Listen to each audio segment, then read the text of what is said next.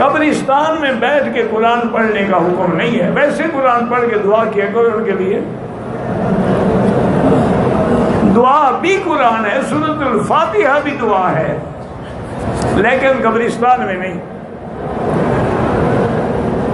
شوہر کا زکوٰۃ تو بیوی کھا سکتا ہے، بیوی نہیں کھا سکتا۔ اللہ کے بندے، بیوی کی زکوٰۃ شوہر کھا سکتا ہے، بیوی کا خرچہ تو شوہر کے ذمہ واجب ہے، زکوٰۃ کا کیا بنا؟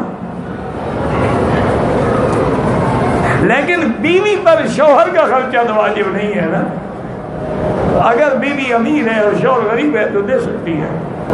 اگر کوئی ایسا عمل ہے دنیا میں کہ جس کے کرنے سے حقوق معاف ہو جائے، اللہ کے حقوق تو توبہ کرنے سے معاف ہو جاتے ہیں، بندے کے حق معاف نہیں ہوتے، چاہے 100 عمل کرو۔ وضو میں گردن کا مسح صرف احناف کے نزدیک ہے، باقی ائمہ کے نزدیک نہیں ہے۔ وہ کہتے ہیں کہ گردن جو ہے یہ بھی سر کا حصہ ہے۔ نماز میں سورت سے پہلے بسم اللہ الرحمن الرحیم پڑھ سکتے ہیں۔ میرا بھائی امام ابو حنیفہ رحمۃ اللہ علیہ کے نزدیک یہ پاؤں کی اوپر والی ہڈی بھی اور دونوں ٹخنے بھی یہ ظاہر ہے۔ باقی ائمہ یہ کہتے ہیں کہ ٹخنے ظاہر ہوں تو پھر بھی ٹھیک ہے، لیکن سارا ظاہر ہو سب کے نزدیک زیادہ افضل ہے۔ لیکن وہ کہتے ہیں کہ ایسی جوتی ہے کہ جس میں ٹخنے ظاہر ہیں تو ہو جائے گا۔ لیکن امام صاحب فرماتے ہیں کہ یہ جس حکم ہے ہڈی کا اس میں یہ اوپر والی ہڈی بھی شامل ہے کہ یہ بھی ننگی رہے، یعنی پاؤں کے اوپر کی ہڈی بھی اور ٹخنے۔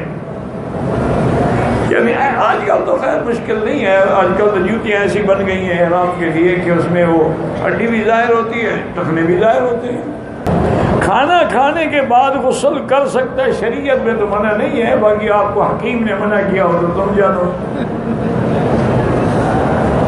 کھانا کھانے میں پانی کب پینا چاہیے؟ بالکل نہ پیو جب تک مکے میں ہو۔ اللہ کے بندے حکیموں سے پوچھو۔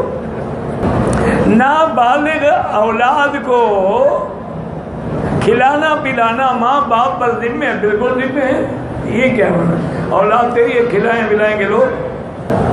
اگر کان سے پانی نکلے وضو نہیں ٹوٹتا۔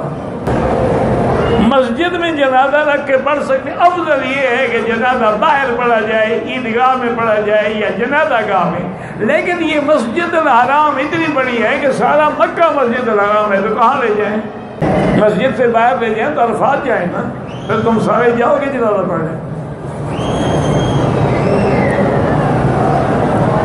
دو بیویاں ایک کمرے میں مرد کے ساتھ سو سکتی ہیں، اگر ان کی آپس میں بنی ہوئی ہے سو سکتی ہے، لیکن ایک بیوی کے سامنے دوسری بیوی سے مباشرت نہیں کر سکتا۔